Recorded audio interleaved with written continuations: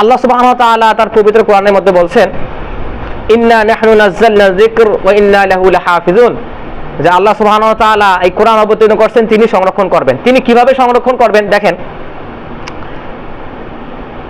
হাদিসের মধ্যে আসাল ইসনাদু মিনাদ-দ্বীন, সনদ হচ্ছে দিন, মানে সনদের মাধ্যমে, সিলসিলার মাধ্যমে আল্লাহ সুবহানাহু ওয়া তাআলা এই দিনকে রক্ষা করবেন। কাজটা করবে কে? কাজটা করবে মানুষেরা, যাদের দিন চর্চার দায়িত্ব, তারা এই কাজটা আঞ্জাম দিবে। তো এই যে কাউকে নবী দাবি করা, কালেমা পরিবর্তন করা, তারপর সালাতের কিবলা পরিবর্তন করা, এই যে কাজগুলো, এই কাজগুলো ঘটে যাওয়ার পরেও দেখেন স্থানীয় জনগণরা সেটাকে মেনে নেয় নাই, যদিও মূর্খ জনগণরা তার মুরিদ হয়েছে। তাহলে দিন আল্লাহ কিভাবে সংরক্ষণ করতেছেন, এই বিষয়ে আমরা সামান্য কিছু আলোচনা করব ইনশাআল্লাহ তাআলা। ওয়া মা তাওফীকি ইল্লা বিল্লাহ। আল্লাহ সুবহানাহু ওয়া তাআলা তার পবিত্র কোরআনের মধ্যে বলছেন, ফাসআলু আহলায যিকরি ইন কুনতুম লা তা'লামুন বিল বাইয়িনাতি ওয়াজ জুবুর, যে তোমরা যদি না জানো তাহলে আহলুয যিকর যারা জ্ঞানী তাদেরকে জিজ্ঞেস করো, এবং তাদের কাছ থেকে কিভাবে নিতে হবে, বিল বাইয়িনাতি ওয়াজ জুবুর, স্পষ্ট দলিল এবং প্রমাণ সহ নিতে হবে। যেহেতু দিনকে সংরক্ষণ করা, আমি মুসলিম থাকা আমার দায়িত্ব, আর কাউ তো ঠেকা পড়ে নাই, আল্লাহ তো ঠেকা পড়ে নাই, আমাকে চেষ্টা করতে হবে দিনের উপর প্রতিষ্ঠিত থাকার জন্য। আল্লাহ রাসূল সাল্লাল্লাহু আলাইহি সাল্লাম বলছেন, একজন বেদুইন আসলে এক সময় এসে বলল, হে আল্লাহ রাসূল, আমাকে কিছু উপদেশ দিন। তখন রাসূলুল্লাহ সাল্লাল্লাহু আলাইহি ওয়াসাল্লাম বললেন, আমানতু বিল্লাহ সুম্মা ইসতাকিম, আল্লাহর উপর ঈমান আনো এবং তার উপর প্রতিষ্ঠিত থাকো। বেদুইনের উপর যে নির্দেশনা, একজন বেদুইন তো ইসলাম সম্পর্কে তেমন কিছু জানে না, তাকে জাস্ট বললেন যে ঈমান আনো এবং তার উপর প্রতিষ্ঠিত থাকো। তো রাসূলুল্লাহ সাল্লাল্লাহু আলাইহি ওয়াসাল্লাম এই বিষয়ে বলছেন, ইয়া আইয়ুহান নাস, হে মানব সকল, ইন্নামাল ইলমু বিত্তাআল্লুমি, নিশ্চয়ই ইলম হচ্ছে চর্চা, গবেষণা, অধ্যবসায়, এবং ওয়াল ফিকহু বিত্তাফাক্কুহি, এবং দিন সম্পর্কে গভীর জ্ঞান হচ্ছে ফিকহের জ্ঞান। তারপর বললেন, ওয়া মান ইউরিদিল্লাহু বিহি খায়রান ইফাক্কিহু ফিদ্দিন, আল্লাহ যার কল্যাণ চান তাকে ফিকহের জ্ঞান দান করেন, দিনের গভীর জ্ঞান দান করেন। ওয়া ইন্নামা ইয়াখশাল্লাহু মিন ইবাদিহিল উলামা, এবং মানুষদের মধ্য থেকে যারা আলেম উলামা, তারাই আল্লাহকে সবচেয়ে বেশি ভয় করে। এই হাদিসটা আসছে মুস্তাদরাক আল হাকিমের মধ্যে।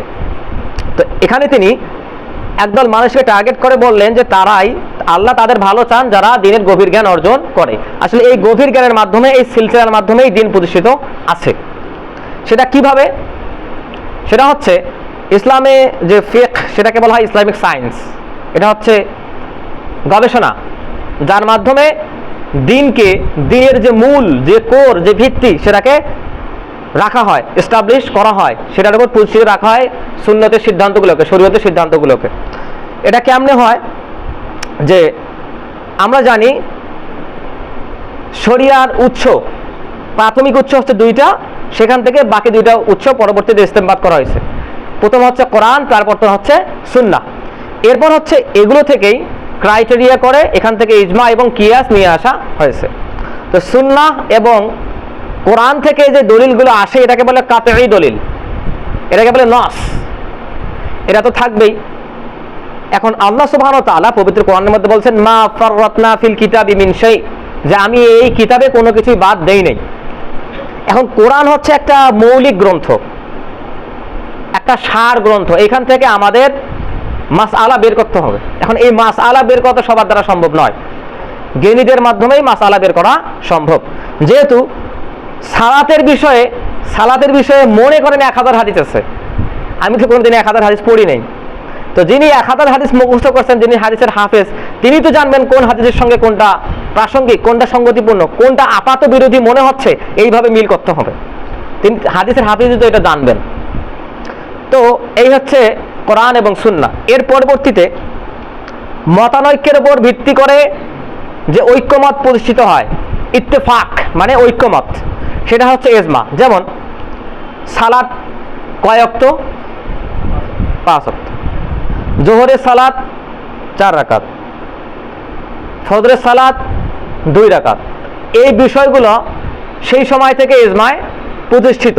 এগুলো হচ্ছে রাসূলুল্লাহ সাল্লাল্লাহু আলাইহি ওয়াসাল্লামের সাহাবীগণের ইজমা। এখন ইজমা মানে হচ্ছে ঐক্যমত। ইজমা কারা করবে? ইজমা তারাই করবে যারা মুস্তাহিদ। মুস্তাহিদ মানে যিনি দিনের গভীর জ্ঞান রাখেন।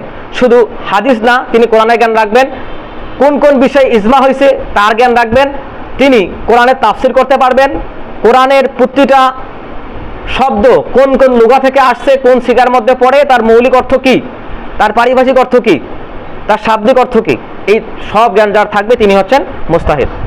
তো ইজমা কারা করবেন? মুস্তাহিদরা করবেন। কোন সময়কার মুস্তাহিদ?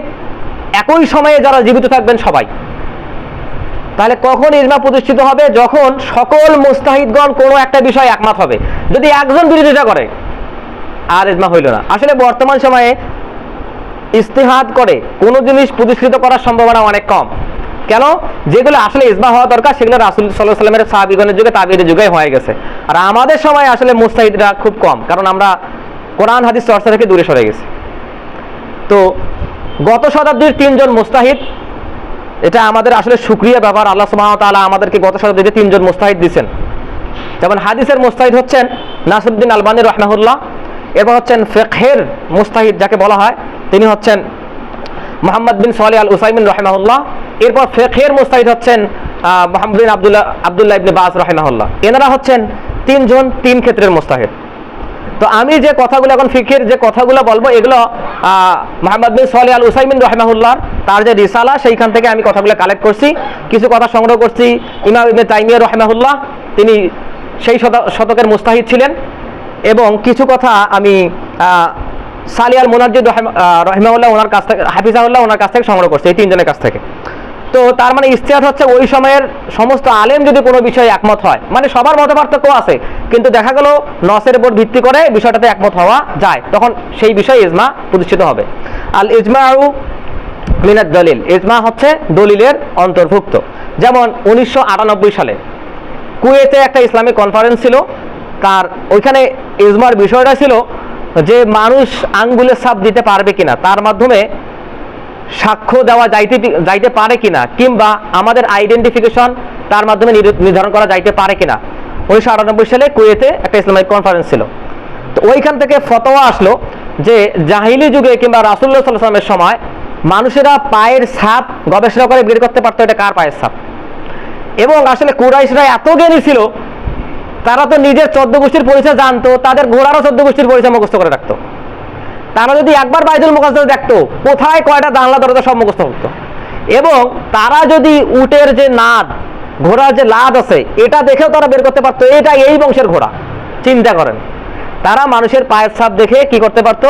মানুষের পরিচয় নির্ধারণ করতে পারতো। তো ওইখান থেকে সবাই সম্মত হইলেন যে ফিঙ্গারপ্রিন্টের মাধ্যমে যদি কারো আইডেন্টিফিকেশন যদি তালাশ করা যায় তাহলে এটার মাধ্যমে করা যেতে পারে। এটা সর্বশেষ ইজমা।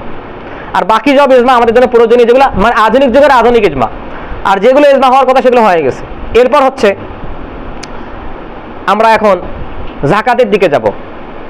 রাসূলুল্লাহ সাল্লাল্লাহু আলাইহি ওয়াসাল্লাম যেসব বিষয় দিয়ে, যেসব দ্রব্য সামগ্রী দিয়ে যাকাত আদায় করছেন তার মধ্যে চাল নাই। চাল যেহেতু নাই, আমরা বাংলাদেশিরা কি দিয়ে যাকাত আদায় করব? কিন্তু চাল হচ্ছে বাংলাদেশের প্রধান খাদ্যদ্রব্য এবং এটা সহজলভ্য এবং অনেক মানুষের জন্য উপকারী। তখন আমাদের কি করতে হবে? আমাদের ওই সিদ্ধান্ত থেকে কিয়াস করতে হবে। কিয়াস মানে কি? কিয়াস মানে হচ্ছে সাদৃশ্য। কেমন সাদৃশ্য? কোরআন এবং সুন্নাহর সঙ্গে সাদৃশ্য।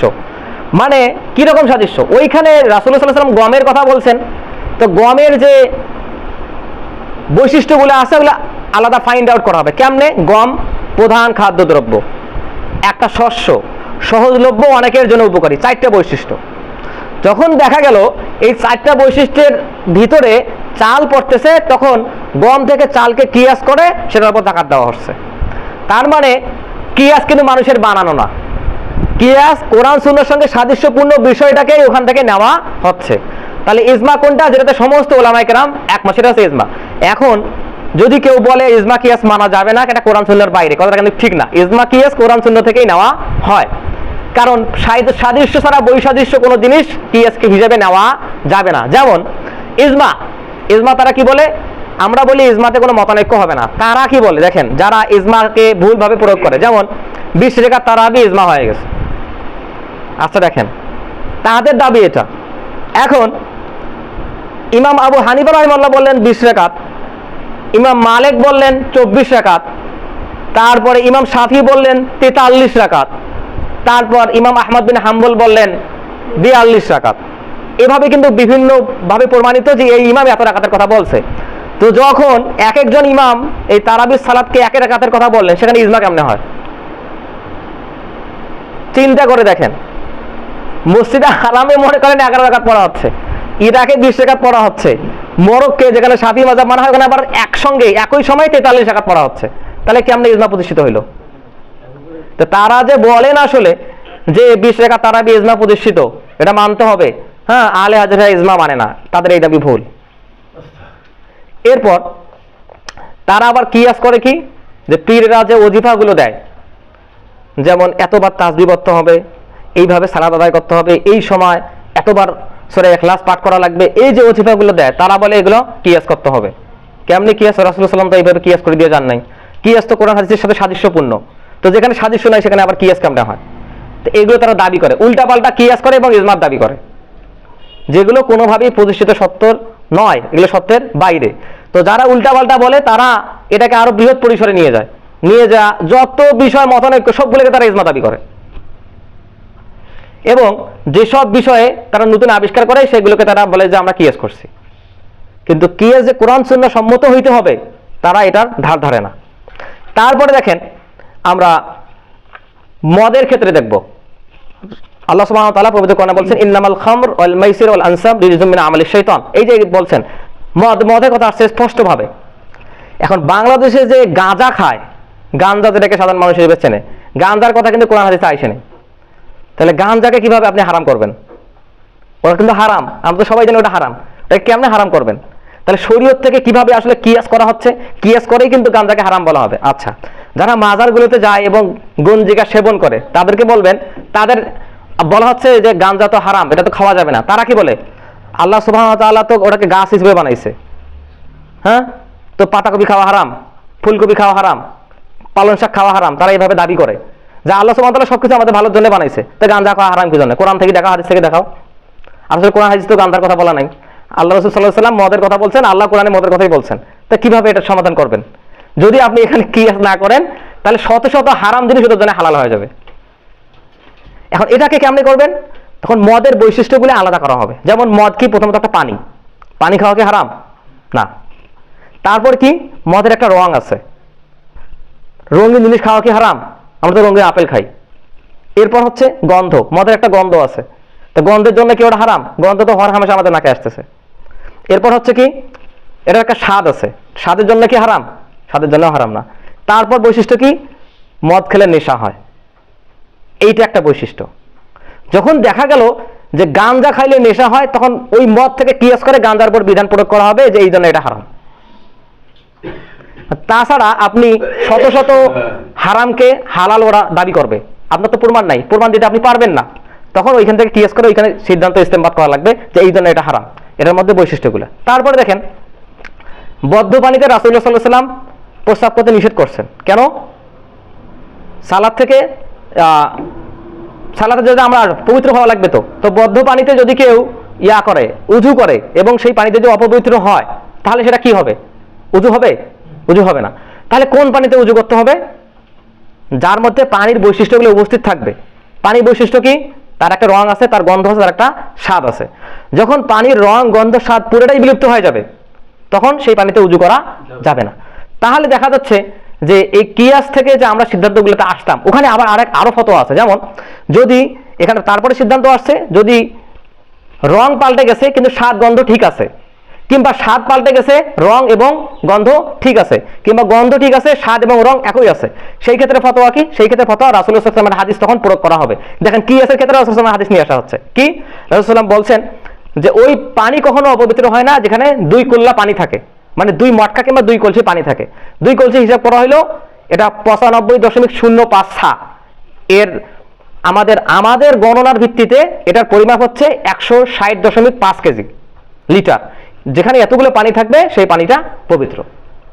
এই জন্য আসলে আমাদের সতর্ক হওয়া দরকার আরো, যে বদ্ধ পানিতে, বদ্ধ পুকুরে প্রস্রাব করা উচিত না। রাসূলুল্লাহ সাল্লাল্লাহু আলাইহি ওয়াসাল্লাম নিষেধ করছেন। এবং গর্তে কোথাও, হ্যাঁ, গোবরের উপরে কিংবা হাড্ডি টোংরা, যেগুলো জিনদের খাবার, এগুলো তো প্রস্রাব করা উচিত না। তাহলে এখন তারপরে ইজমার ক্ষেত্রে, দলিলের ক্ষেত্রে একটা দলিল দেওয়া হয়, সেটা হচ্ছে রাসূলুল্লাহ সাল্লাল্লাহু আলাইহি ওয়াসাল্লাম বলছেন ইন্নাল্লাহা লা তাজতামিউ উম্মতি আলা দালালাহ, যে আল্লাহ সুবহানাহু ওয়া তাআলা আমার উম্মতকে কখনোই পথভ্রষ্টতার উপর ঐক্যমত করবেন না। যখন একজন ঐক্যমত হবে না তখন সেটা ইজমা হিসেবে প্রতিষ্ঠিত হবে না। কেন? আল্লাহ রাসূল সাল্লাল্লাহু আলাইহি ওয়াসাল্লাম বলে গেছেন, আল্লাহ দায়িত্ব নিয়েছেন আমার উম্মতকে তিনি পথভ্রষ্টতার উপর ঐক্যমত করবেন না। তার মানে দেখেন দেখেন হাদিস সুন্নাহ আমাদের শরিয়া কি সুন্দরভাবে প্রতিষ্ঠিত হয়ে আছে। এখন দ্বিতীয় টপিকে আমরা যাব, সেটা হচ্ছে যে আকীদাগত বিষয়গুলোতে কি মতানৈক্য থাকতে পারে? আকীদাগত বিষয়গুলোতে মতানৈক্য থাকতে পারে না। আকীদাগত সিদ্ধান্ত, আকীদাগত ফয়সালাগুলো সব হুকুম থেকে নিতে হবে, কোরআন এবং হাদিস থেকে নিতে হবে। আকীদাগত বিষয়ে যে মত পার্থক্য করবে সে ইসলাম থেকে বের হয়ে যাবে। তাহলে মত পার্থক্য আমরা কোথায় করলাম? আমরা সবাই এর আগে তাওহীদের যে মূলনীতি আলোচনা করছিলাম সেখানে আমরা শুনে আসছি যে আমাদের ইসলামের যে রুকুনগুলো আছে আমল, যেমন সালাত, সওম, হজ, যাকাত, এগুলো আমল কিনা বা সাক্ষ্য দেওয়া, এগুলো হচ্ছে আমল। তাহলে এটা কিসের উপর প্রতিষ্ঠিত? ঈমানের উপর প্রতিষ্ঠিত। ঈমান, আল্লাহ সুবহানাহু ওয়া তাআলার উপর ঈমান আনা, আসমানি কিতাবের প্রতি ঈমান আনা, রাসূলুল্লাহ সাল্লাল্লাহু আলাইহি ওয়াসাল্লামের প্রতি ঈমান আনা, ফেরেশতাগণের প্রতি ঈমান আনা, তাকদীরের প্রতি ঈমান আনা, কিয়ামত দিবসের প্রতি, এই যে ঈমান আনার প্রতি এই কাজগুলো নির্ভরশীল। যার ঈমান ঠিক নাই তার এই আমলগুলো গ্রহণযোগ্য হবে না। এখন তার মানে দেখা যাচ্ছে আমলগুলোর ক্ষেত্রেও যেটা আমরা কোরআন এবং হাদিস থেকে পাইছি স্পষ্টভাবে, সেটা দেখা যাচ্ছে যে এটা নস। তারপর যেটা পাওয়া যাচ্ছে না, তারপর যেটা পাওয়া যাচ্ছে না তাকে আমরা কিয়াস করে এই ফয়সালাটা এখানে ইস্তেমবাদ করতেছি। এরপর যে মত পার্থক্যের ক্ষেত্রে সবাই একমত হচ্ছে সেটা ইজমা হিসেবে প্রতিষ্ঠিত হচ্ছে। তার মানে আমরা বুঝলাম যে কোরআন এবং সুন্নাহ ছাড়াও আমাদের আরো কিছু শরীয়তের উৎস আছে, এবং আধুনিক মাসআলাগুলোতে যেমন ব্যাংকিং, তারপর হচ্ছে ফাইন্যান্স, তারপর হচ্ছে ক্রিপ্টোকারেন্সি, তারপর হচ্ছে টেকনোলজি, এগুলোর ক্ষেত্রে যদি আপনি ফতোয়া মাসআলা তালাশ করতে যান, কোরআন সুন্নাহর কোথাও এগুলো স্পষ্টভাবে উল্লেখ নাই। কারণ আপনি যদি এগুলোর ক্ষেত্রে ফতোয়া তালাশ করতে যান, অবশ্যই আপনাকে কোরআন এবং সুন্নাহ থেকে কিয়াস করে ফতোয়া দিতে হবে। এগুলো থেকে আমি যে বিষয়গুলো উল্লেখ করলাম, এখানে কোরআন এবং সুন্নাহ থেকে মাত্র 10% নস পাওয়া যায়, বাকি 90% আপনাকে কিয়াস করে ইজমা করে নিতে হবে, নাহলে এই বিষয়গুলো প্রতিষ্ঠিত হবে না। এইভাবেই আল্লাহ সুবহানাহু ওয়া তাআলা শরিয়াকে প্রতিষ্ঠিত করছেন। এখন কথা হচ্ছে যে মতানৈক্যতা কোথা থেকে আসতেছে? আমলের ক্ষেত্রে আসতেছে। তো আমলের কোন কোন ক্ষেত্রে আসতেছে আমি কিছুক্ষণ আগে বললাম, যেমন মদ কোন কোন উপাদানের কারণে হারাম, যেটাকে মদের উপর কিয়াস করে গাঁজাকে হারাম করা হইলো। আবার দেখা গেল যে কোন পানিতে উযু করা যাবে না, এই পানিতে উযু করা যাবে না, কেন? এই ফতোয়ার ভিত্তিতে। কোথা থেকে আসছে? রাসূলুল্লাহ সাল্লাল্লাহু আলাইহি ওয়াসাল্লামের ওই হাদিস থেকে আসছে। এইভাবে আমাদের ফতোয়াগুলা তালাশ করতে হবে, এইভাবে নিতে হবে। তাহলে আমরা দেখলাম যে আমলগত ক্ষেত্রে মত পার্থক্য আছে। এখন এইখানে বিষয়টা হচ্ছে যে আমি যে নসের ইয়াগুলা বললাম, মানে ফিকহের যে মূলনীতির কথাগুলো বললাম, এই ক্ষেত্রে সবখানেই মত পার্থক্য আছে। যেমন ইমাম আবু হানিফা এক কথা বলছেন, ইমাম শাফি এক কথা বলছেন, ইমাম মালিক এক কথা বলছেন, ইমাম আহমদ ইবনে হাম্বল এক কথা বলছেন। এনারা সবাই একটা সিদ্ধান্তের ক্ষেত্রে ভিন্ন মত পোষণ করছেন। কিসের ক্ষেত্রে? আকীদার ক্ষেত্রে নাকি আমলের ক্ষেত্রে? আমলের ক্ষেত্রে। এখন কোন আমলের ক্ষেত্রে? হালাল হারামের ক্ষেত্রে না। কেন? আল্লাহ সুবহানাহু ওয়া তাআলা কোরআনে বলছেন, লা তুহাররিমু মা আহাল্লাল্লাহু লাক, হে নবী আপনি সেটাকে হারাম করতে পারেন না যেটা আমি আপনার উপর হালাল করছি। রাসূলুল্লাহ সাল্লাল্লাহু আলাইহি ওয়াসাল্লাম তার হাদিসের ভিতরে বলছেন, আল হারামু বাইয়িনুন ওয়াল হারামু বাইয়িনুন, হালাল এবং হারাম স্পষ্ট। তার মানে যেটা আল্লাহ সুবহানাহু ওয়া তাআলা হালাল করছেন সেটাকে আমরা হারাম করতে পারবো না, আর যেটা আল্লাহ সুবহানাহু ওয়া তাআলা হারাম করছেন সেটাকে আমরা হালাল করতে পারবো না। যদি করি তাহলে শরীয়ত আমাদের উপর আমরা কায়েম করে ফেললাম, আমরা শরীয়তের উপরে উঠে গেলাম। যেভাবে এই পীরপন্থীরা শরীয়তের উপরে যায়, তারা নিজস্ব কি করে কালিমা নিয়ে আসছে, সালাতের পদ্ধতি নিয়ে আসছে, কোরআনকে ভোজপাতা বলতেছে। এখন যখন তার লাশ পুড়িয়ে দেওয়া হচ্ছে তখন সেখানে আবার ফিডব্যাক আসতেছে। তো এগুলো আমাদের এইভাবে বুঝতে হবে। তার মানে কোরআন এবং সুন্নাহ থেকে ইজমা করে কিংবা কিয়াস করে যারা এই ক্ষেত্রে সবচেয়ে বেশি পারদর্শী ছিলেন, তাদের মধ্যে একজন হচ্ছেন ইমাম আবু হানিফা রাহিমাহুল্লাহ। রাসূলুল্লাহ সাল্লাল্লাহু আলাইহি ওয়াসাল্লামের একটা বিখ্যাত হাদিস আছে, সেই হাদিসটা হচ্ছে যে ইন্নাল্লাহা ইয়াবআসু লিহাযিহিল উম্মাহ আলা রাসি কুল্লি মিআতি সানাতিন মান ইউজাদ্দিদু লাহা দীনাহা।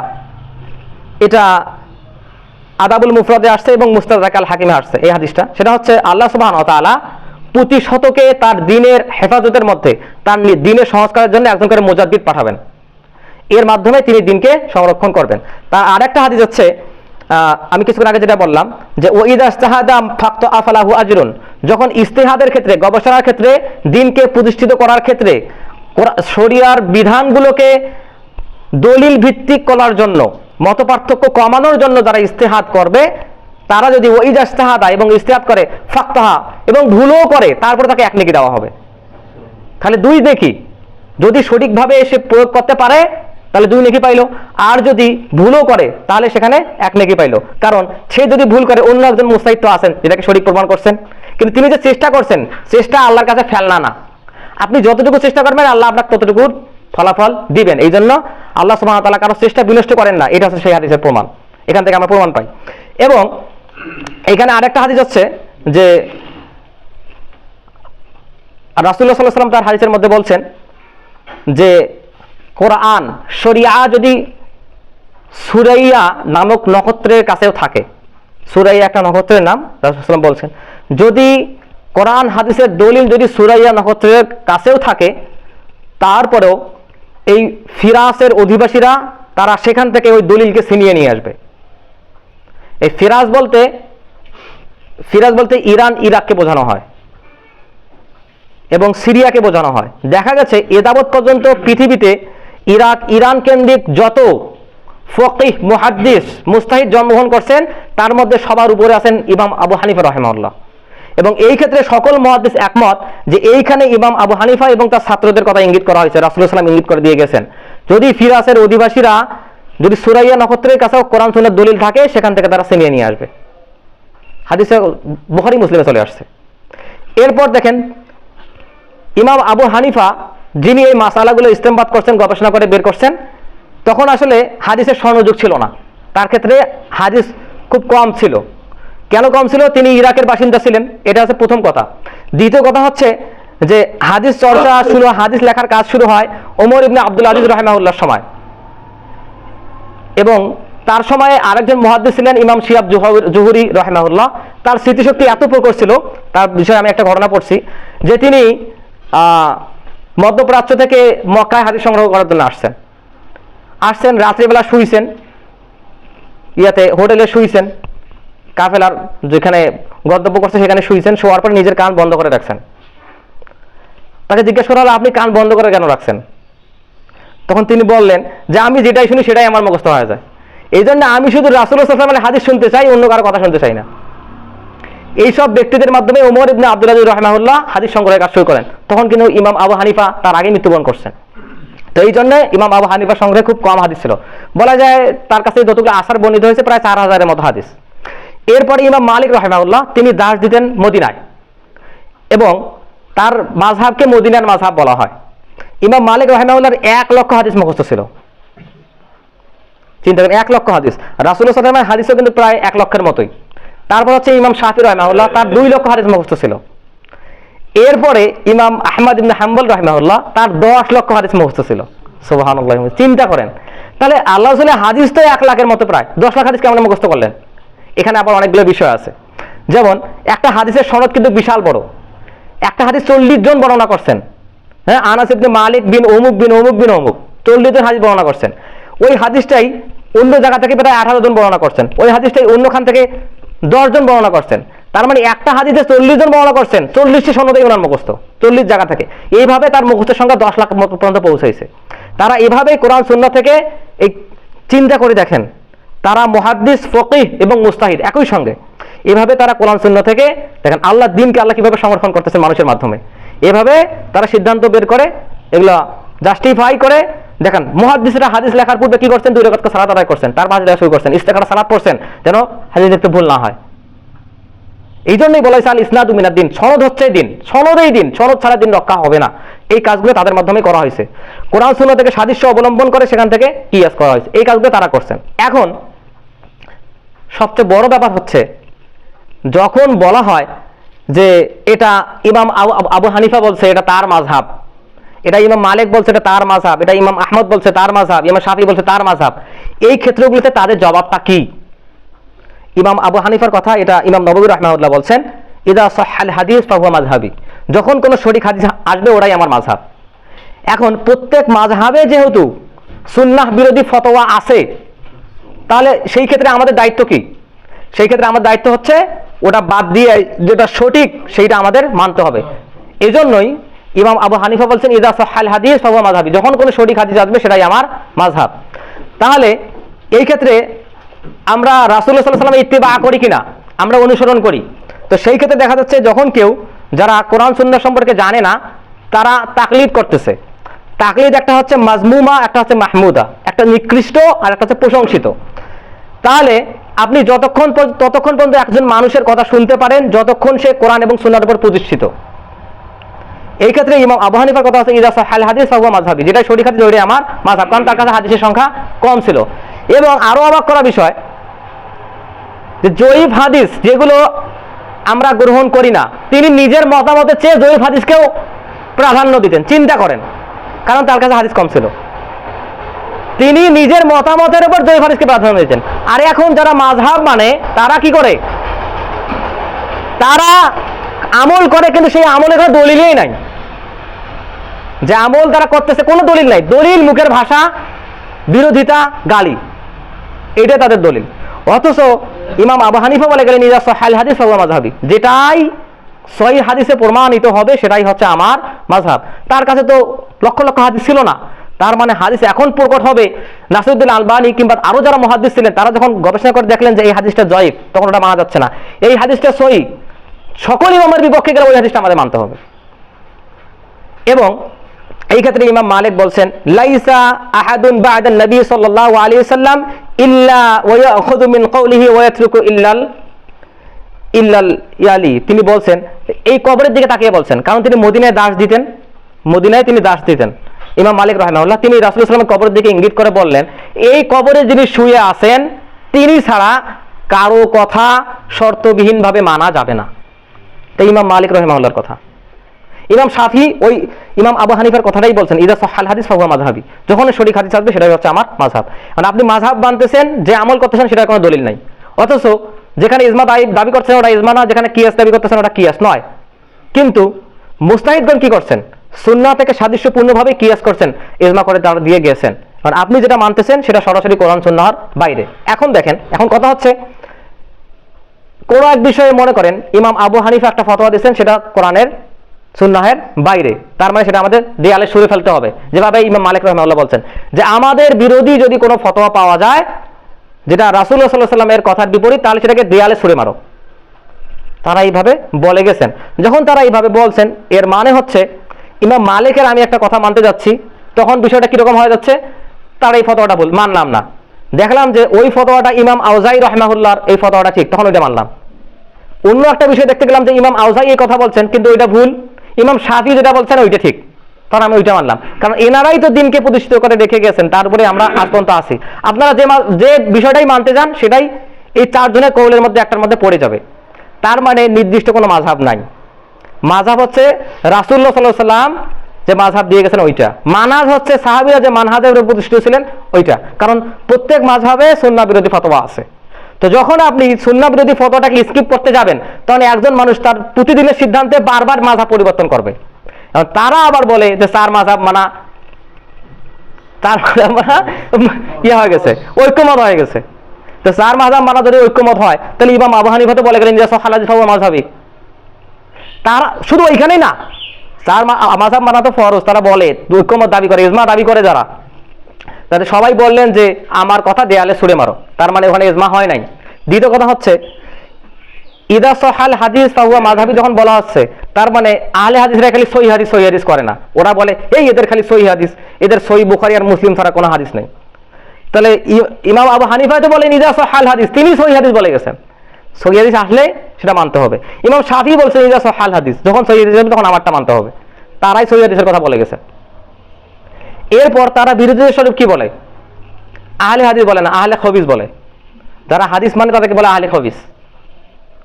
কেন? তার মতের বিপরীতে। তাদেরকে আবার কি বলে? আমি সালাফি মাদ্রাসায় লেখাপড়া করছি, তো ওখানে মাঝে মাঝে শুনতাম, আমি খুতবা দিতে যেতাম এখানে ওখানে, তারা বলতো আহলে হাদিস বলতো না, বলতো আউলে হাদিস। না, কোরআন সুন্নাহর বিরোধিতা কত পাশ থেকে করা যায়। তা এগুলো কি গালি নাকি দলিল? এগুলো হচ্ছে তাদের গালি, এগুলো কোনো দলিল নয়। এখন চার মাযহাব মানা ফরজ বুঝলাম, মানে চারটায় মানা লাগবে, তাহলে তো ঠিকই আছে। তার মাযহাব মানবেন মানে যখন যেটা খুশি, যেখানে ভুল ফতোয়া সেখানে স্কিপ করে রাসূলুল্লাহ সাল্লাল্লাহু আলাইহি হাদিস মানবেন। এবং তারা আবার কি বলে, আবু হানিফার মাযহাব মানলে ওইটাই মানা লাগবে, শাফি মাযহাবে যাওয়া যাবে না, তাহলে দিন থেকে বের হয়ে যাবে, যে মাযহাব মানে নাই কাফের। তাদের এটা বাড়াবাড়ি। তারপর আমরা আবার কি বলি, আমরা একটু বাড়াবাড়ি করি, তার বলি যারা মাযহাব মানে ওরা কাফের। অথচ মাযহাবগুলো তৈরি হয়েছে দিনকে সংরক্ষণ করার জন্য, কিন্তু তারা সেটার ভুল ব্যবহার করে। ফোনটা তৈরি করা হয়েছে, ফোনটা আধুনিক জিনিস, এটা আমরা যেন ভালো কাজে ব্যবহার করি, কিন্তু ফোন দিয়ে খারাপ কাজ সবচেয়ে বেশি হয়। তার মানে ফোনের দোষ না মানুষের দোষ? মানুষের দোষ। আল্লাহ সুবহানাহু ওয়া তাআলা আমাদেরকে ইসলাম দিয়েছেন, ইসলামকে মনোনীত করছেন, আমি ইসলামকে বাজেভাবে প্রয়োগ করতেছি। যেমন আমি নিজেকে নূরে পাগলা দাবি করলাম, ইমাম মেহেদী দাবি করলাম, নামাজ পড়তে বলতেছি পূর্ব পাশে, কালিমা পরিবর্তন করে ফেললাম, ইসলামের পোশাকে ইসলামটাকে ব্যবহার করতেছি। তো দোষ কি ইসলামের নাকি মানুষের? তো তারা এই যে টুলগুলো আমাদের আছে, যেটা দিনকে সংরক্ষণের জন্য, এই টুলগুলোকে তারা দিনকে ধ্বংস করার জন্য ব্যবহার করতেছে। এই দায়টা পুরোটাই মানুষের। কোন মানুষের? যারা তাকলিদে সাক্ষী করে। তাকলিদে সাক্ষী করা কুফর। যেখানে রাসূলুল্লাহ সাল্লাল্লাহু আলাইহি ওয়াসাল্লামের কথা স্পষ্ট, সেখানে আপনি কোনো একটা মতের উপর অনড় হয়ে বসে আছেন। এই জন্য আব্দুল্লাহ ইবনে আব্বাস রাদিয়াল্লাহু আনহুমা বলছেন, আমি বলতেছি রাসূলুল্লাহ সাল্লাল্লাহু আলাইহি ওয়াসাল্লাম বলতেছেন, আর তুমি বলতেছো অমুক বলতেছেন, শীঘ্রই তোমাদের উপর পাথরের বৃষ্টি শুরু হবে। এটা আব্দুল্লাহ ইবনে আব্বাস রাহিমাহুল্লাহর কথা, রাদিয়াল্লাহু আনহুমার কথা। চিন্তা করেন তারা সেই যুগে কেমন কঠোর ছিলেন। সেই কঠোরের উপর ভিত্তি করেই এই সিদ্ধান্তগুলা বিভিন্ন মুস্তাহিদগণ, ইমাম আবু হানিফা, ইমাম শাফি, ইমাম মালিক, ইমাম আহমদ হাম্বল, ইমাম আউজাঈ, ইমাম সুফিয়ান সাউরি রাহিমাহুল্লাহ, এনারাই সিদ্ধান্তগুলো ইস্তেমবাদ করে দিয়ে গেছেন। কিন্তু প্রয়োগ করা হচ্ছে কোথায়? যেখানে প্রয়োগ করলে আমার পকেট ভারী হবে সেখানে প্রয়োগ করা হয়। এবং আমরাও সেটা দুর্জিত করতে গিয়ে আমরাও বেশি করে বলে ফেলাই। ওরা বলে যে মাযহাব না মানলে কাফের, আমরা করি মাযহাব মানলে কাফের। ওরা করে, আমরা করি ইত্তেবা করি, হ্যাঁ, তাকলিদে মাহমুদা প্রশংসনীয় তাকলিদ করি, ওরা করে তাকলিদে সাক্ষী। ওরা নিজের যেটা ওই ইমাম আবু হানিফার মত, ওরা প্রমাণও দিতে পারবে না যে ইমাম আবু হানিফার মত, কারণ ইমাম আবু হানিফার কথা বলে যান নাই। আচ্ছা, ইমাম আবু হানিফার মত হচ্ছে লা ইয়াহিল্লু লি আহাদিন, কারো জন্য হালাল নয়। কোনটা? আইয়াখুযা বিকাউলিনা, আমার কোন কথা সে নিবে। কিভাবে? মা লাম ইয়ালাম মাইনা আখাযনা মিন আইনা আখাযনা, যদি কোনো ব্যক্তি না জানে যে আমি কোথা থেকে এই কথাটা নিছি, তার জন্য আমার কোনো কথা মানা হালাল নয়, হারাম। আপনি জানেন না আমি এটা কোনো হাদিস থেকে নিছি, আপনি আমার কথা মানতেছেন, এটা আপনার জন্য হারাম। ইমাম আবু হানিফার কথা। তিনি আরো কি বলছেন? ওয়ালাউ কানা দ্বীনু ইনদা, ও আচ্ছা, যে হাদিস আমি বলে আসছি। এরপর হচ্ছে হারামুন আলা মান লাম ইয়ারিফ ওয়াইলাই আই ইফতি বিকালামি, আমি আমার কথার মাধ্যমে যে ফতোয়া দিচ্ছি, এই ফতোয়া আমি কোথা থেকে নিছি, এই ফতোয়া কোথা থেকে নিছি এটা যদি কেউ না জানে, আমার কথার মাধ্যমে কারো কোনো ফতোয়া দেওয়া যাবে না। কেন? ইমাম আবু হানিফা জোহরের সময় একটা কথা বলতেন, ওইটা পরিবর্তন করে আসরের সময় বলতেন যে এটা না এটা হবে। এবং তিনি বলতেন, তার ছাত্রদেরকে বললেন তোমরা আমার কথা লিখে রাখো না। কেন? জোহরের সময় একটা বলছি, আসরের সময় একটা বলছি, এই জন্য লিখে রাখতে নিষেধ করছেন। মানুষের তো ভুল হবে, কিন্তু চেষ্টা ওই রাসূলুল্লাহ সাল্লাল্লাহু আলাইহি ওয়াসাল্লামের হাদিস, হ্যাঁ, ওয়াস্তাহিদু মান আখতাহা ফালাহু আজরুন, যে ইজতিহাদ করবে এবং ভুল করবে তারও একটা নেকি, তারা তো নেকি পায় গেছেন, তারা তো তাদের প্রচেষ্টার ফল পেয়ে গেছেন। রাসূলুল্লাহ সাল্লাল্লাহু আলাইহি ওয়াসাল্লাম সেটাকে সার্টিফাইড করে গেছেন, কিন্তু সেটাকে ভুলভাবে প্রয়োগ করা হচ্ছে। এখন যারা দলিলবিহীন এই কাজগুলো করে যাচ্ছে, মাজার প্রতিষ্ঠা করতেছে, যেটা দিনকে সংরক্ষণের জন্য তৈরি করা হয়েছে সেটাকে দিন ধ্বংসের জন্য তারা ব্যবহার করতেছে। টুলটাকে, এই অংশটাকে, এই উপকরণটাকে পুরোপুরি বিপরীতভাবে প্রয়োগ করতেছে। এবং এইভাবে যখন মানুষ দিনের কথাগুলো জানে না, দিনের অংশগুলো জানে না, তখন মানুষের জন্য আল্লাহর দিনটা কঠিন হয়ে যায় এবং মানুষ ধরা খাইতে থাকে সব জায়গায়। আল্লাহ সুবহানাহু ওয়া তাআলা বলছেন যে ওয়ালাকাদ কাররামনা বানি আদম, আমি আদম সন্তানদেরকে মর্যাদায় সমুন্নত করছি। কতক্ষণ পর্যন্ত? যতক্ষণ পর্যন্ত তারা হাওয়ার অনুসরণ করবে না, ততক্ষণ পর্যন্ত। হাওয়ার অনুসরণ বলতে আপনারা কি বোঝেন? হাওয়ার অনুসরণ বলতে আসলে সেইটাই মূল বিষয়, সেটা হচ্ছে কোরআন সুন্নাহর অনুসরণ ব্যতীত অন্য কিছু অনুসরণ করা। গান শোনা খাসলাত, মদ খাওয়া খাসলাত, সুদ খায় খাসলাত, আমলগত ভুল। কিন্তু যেখানে কোরআন সুন্নাহ স্পষ্টভাবে প্রতিষ্ঠিত, সেই ক্ষেত্রে আপনি কোনো ইমামের অনুসরণ করতেছেন রাসূলুল্লাহ সাল্লাল্লাহু আলাইহি ওয়াসাল্লামের সহিহ হাদিস পাওয়ার পরেও, এইটা হচ্ছে হাওয়ার অনুসরণ। এই হাওয়ার অনুসরণ যারা করবে তাদের মর্যাদা উন্নীত হবে না। ওই তারা পীরকে গিয়ে সিজদা করবে, মাথা ঠুকাবে, টাকা দিবে, বাপ মায়ের সেবা করবে না, তাদের কাছে কোরআন সুন্নাহ 4 পয়সায় দাম নাই।